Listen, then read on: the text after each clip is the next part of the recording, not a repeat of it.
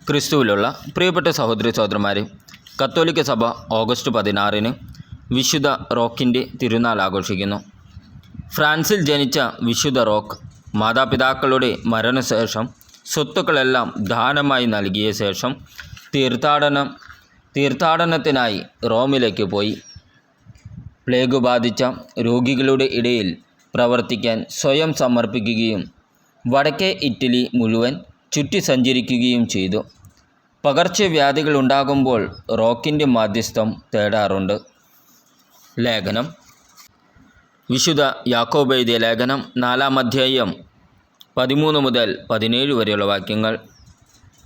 ഇന്നോ നാളെയോ ഞങ്ങൾ ഇന്ന പട്ടണത്തിൽ പോയി അവിടെ 1 വർഷം താമസിച്ച് വ്യാപാരം ചെയ്ത് ലാഭമുണ്ടാക്കുമെന്ന് പ്രഖ്യാപിക്കുന്ന നിങ്ങളോട് ഒന്ന് പറയട്ടെ.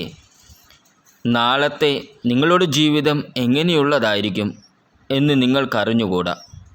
അല്പനേരത്തേക്ക് പ്രത്യക്ഷപ്പെടുകയും അതിനുശേഷം അപ്രത്യക്ഷമാവുകയും ചെയ്യുന്ന മൂടൽ മഞ്ഞാണ് നിങ്ങൾ ഇങ്ങനെയാണ് പറയേണ്ടത്: കർത്താവ് മനസ്സാകുന്നുവെങ്കിൽ ഞങ്ങൾ ജീവിക്കുകയും യഥായുക്തം പ്രവർത്തിക്കുകയും ചെയ്യും. നിങ്ങളോ ഇപ്പോൾ വ്യർത്ഥഭാഷണത്താൽ ആത്മപ്രശംസ ചെയ്യുന്നു. ഇപ്രകാരമുള്ള ആത്മപ്രശംസ തിന്മയാണ്. ചെയ്യേണ്ട നന്മ ഏതാണെന്നറിഞ്ഞിട്ടും അത് ചെയ്യാതിരിക്കുന്നവൻ പാപം ചെയ്യുന്നു. നമ്മുടെ കർത്താവായ ഈശോമിശിഹായ്ക്ക് സ്തുതി. ഇന്നത്തെ ദൈവവചനം വിശുദ്ധ ലൂക്കാ എഴുതിയ സുവിശേഷം 9-ാം അധ്യായം 49 മുതൽ 56 വരെയുള്ള വാക്യങ്ങൾ. യോഹന്നാൻ പറഞ്ഞു: ഗുരു, നിൻ്റെ നാമത്തിൽ പിശാചുക്കളെ പുറത്താക്കുന്ന ഒരാളെ ഞങ്ങൾ കണ്ടു. അവൻ ഞങ്ങളോടൊപ്പം നിന്നെ അനുഗമിക്കാത്തതുകൊണ്ട് ഞങ്ങൾ അവനെ തടഞ്ഞു. യേശു പറഞ്ഞു: അവനെ തടയേണ്ട. എന്തെന്നാൽ നിങ്ങൾക്ക് എതിരില്ലാത്തവൻ നിങ്ങളുടെ ഭാഗത്താണ്.